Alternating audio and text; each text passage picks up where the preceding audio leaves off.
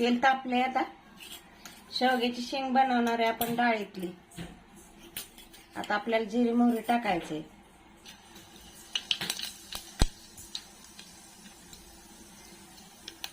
कढीपत्ता आणि लसूण खोबरं टाकायचे बारीक केलेलं.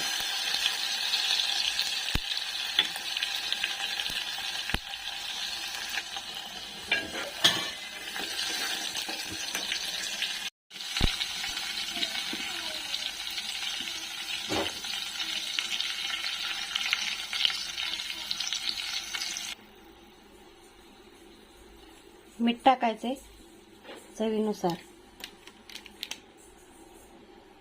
सांबर मसाला थोडा टाकायचा.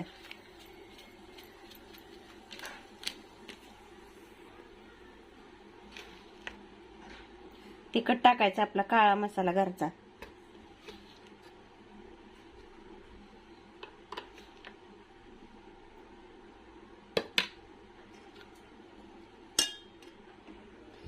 मिक्स करून घ्यायचं चांगलं. मिक्स करून घेतलंय.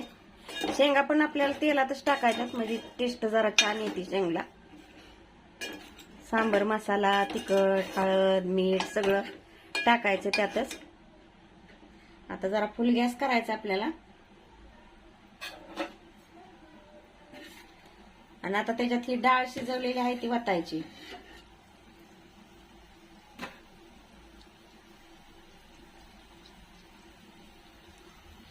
डाळीतली शेंग करायची आपल्याला. हे बघा, डाळ वतून घेतली मी. आता मिक्स करायचं आपल्याला.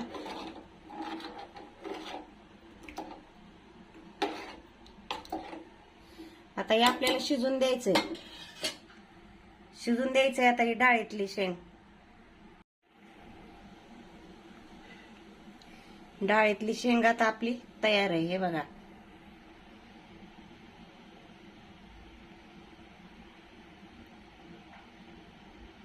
मस्त तर्रीदार डाळीतली शेंग.